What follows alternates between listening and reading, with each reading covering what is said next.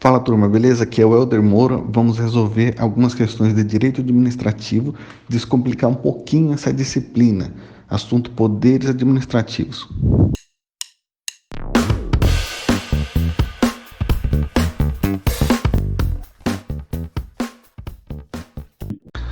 Fala turma, vamos ver aqui a questão número 11. Ela diz o seguinte: na conceituação clássica atinente à ideia liberal do século XVII, o poder de polícia relacionava-se à atividade estatal limitadora dos direitos individuais em benefício da coletividade.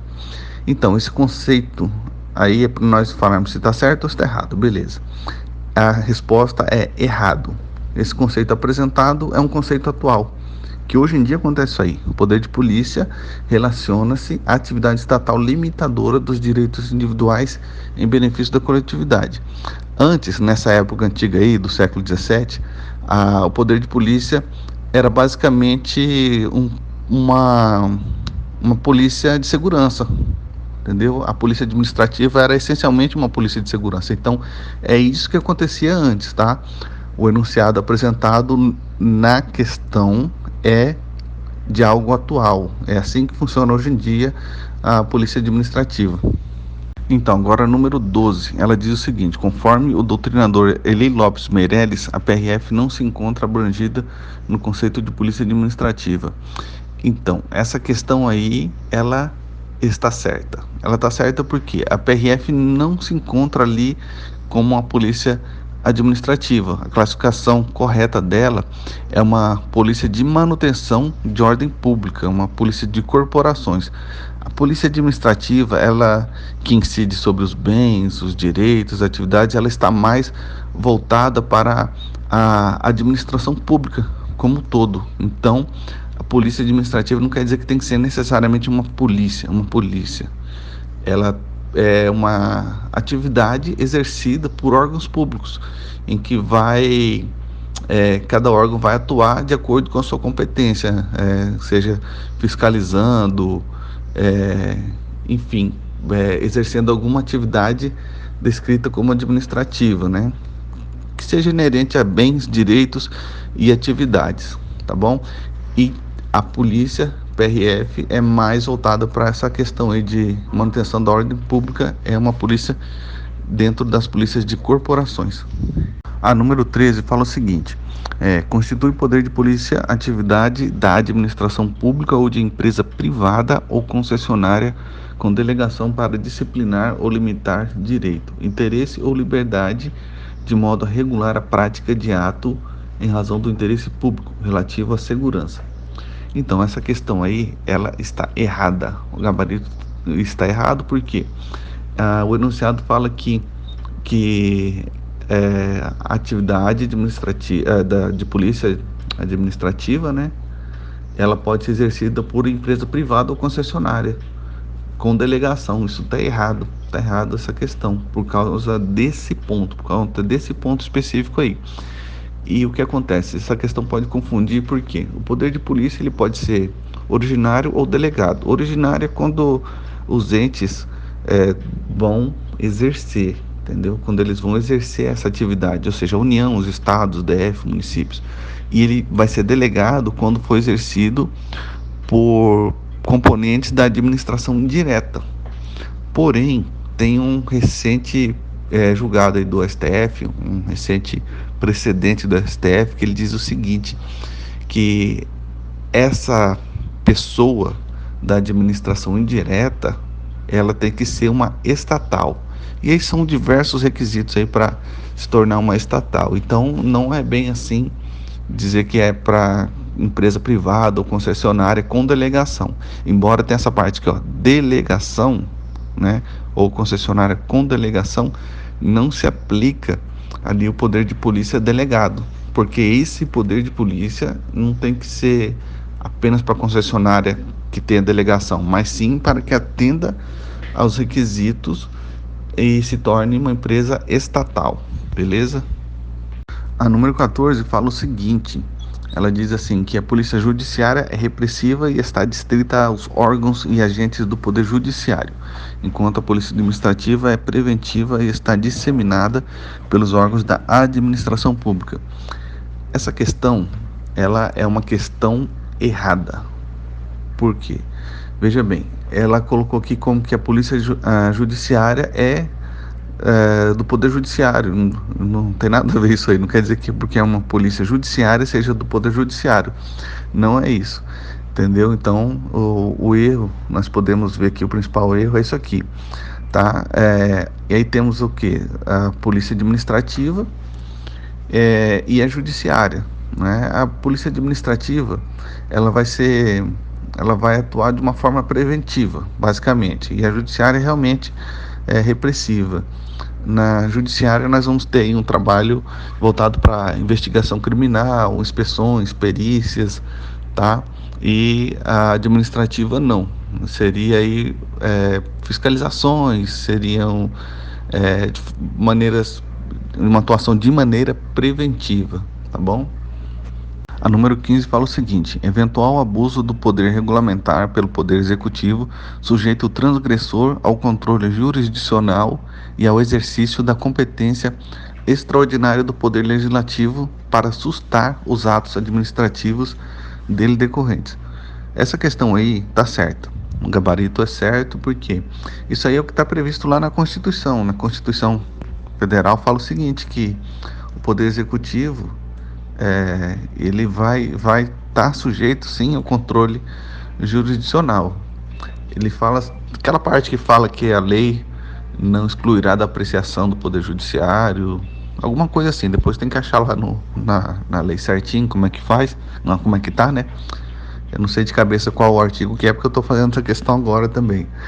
Mas, e essa outra parte aqui que fala do Legislativo, tem também previsto lá na Constituição que o Congresso Nacional ele sustará os atos que exorbitem, né, que extrapolem o poder regulamentar. Então isso aí é o que está previsto na Constituição, por isso a questão é certa, o gabarito certo. O número 16 fala o seguinte: o abuso de poder, que inclui o excesso de poder e o desvio de finalidade, não decorre de conduta omissiva de agente público. O gabarito dessa questão aí é errado. Essa questão está errada porque ele fala que não decorre de conduta omissiva de agente público. Então ele está excluindo uma situação de omissão. E sendo que o abuso de poder se aplica também à conduta omissiva, porque o cara pode agir de forma omissiva para poder causar um resultado danoso aí, entendeu? A outra pessoa, né? Ele deveria ter atuado e não atuou, ele exerceu com abuso de poder. Então, pode ser, sim, não quer dizer que tem que apenas fazer alguma coisa, ele pode deixar de fazer também. Turma, temos aqui a questão número 17, ela diz o seguinte: configura abuso do poder regulamentar a edição de regulamento por chefe do Poder Executivo, dispondo obrigações diversas das contidas em lei regulamentada, ainda que sejam obrigações derivadas.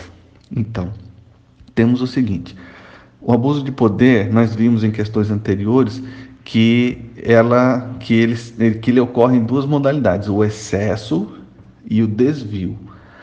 Aqui, na nossa questão, o enunciado diz o seguinte, que o chefe do Poder Executivo, ele dispôs nesse regulamento sobre obrigações diversas das contidas em lei regulamentada, entendeu? Então, quando ele faz isso, ele dispõe sobre obrigações diversas, ele está se excedendo dentro daquilo que ele poderia fazer.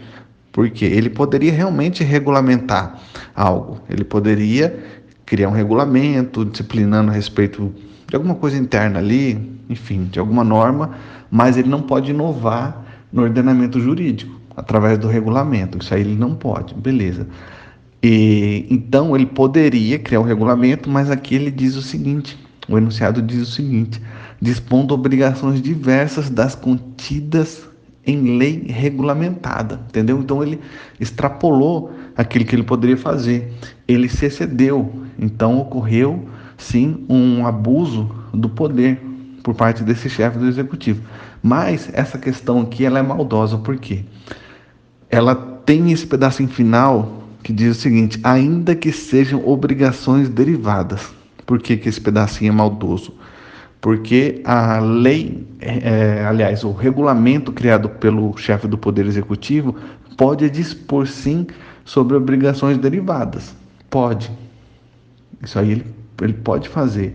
Mas a questão não está dizendo claramente que esse item a mais que ele está criando, digamos assim, vamos supor que seja um item a mais, seja realmente obrigações derivadas.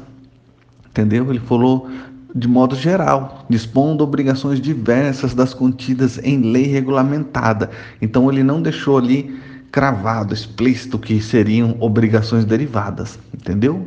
Então, essa questão está errada por conta disso, mas realmente lendo ela rápido e de maneira assim um pouco desatenta, ou não até mesmo pela pressa de resolver as questões na prova, esse trechinho final ali engana, porque o candidato vai ver, ainda que sejam obrigações derivadas, opa, então beleza. Então ele fez isso, ele extrapolou um pouquinho nas obrigações derivadas, entendeu? Mas não é isso que a questão está afirmando.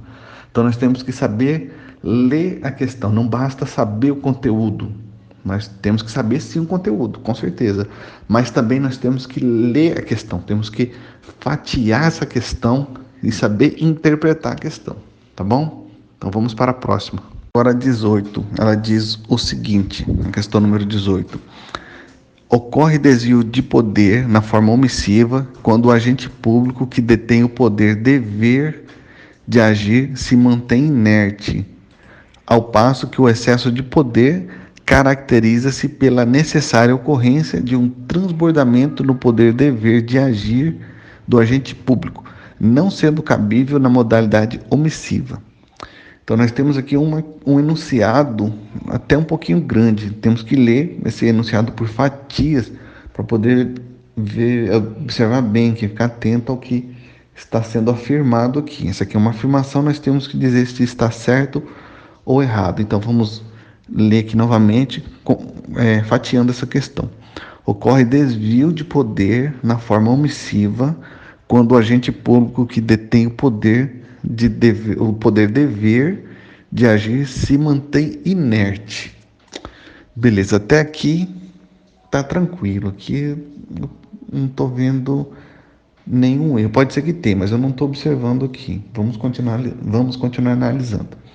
Ao passo que o excesso de poder caracteriza-se pela necessária ocorrência de um transbordamento no poder dever de agir do agente público, não sendo cabível na modalidade omissiva. Tá, olha só, já temos aqui um possível erro aqui no final. Bom, essa questão aqui você observou que ela está definindo aqui, conceituando o abuso de poder, que ele pode ser em duas modalidades: o desvio, que é o desvio de finalidade, e o excesso, quando esse determinado agente público excedeu-se, né? Tá. Então ele conceitou primeiro ali o desvio.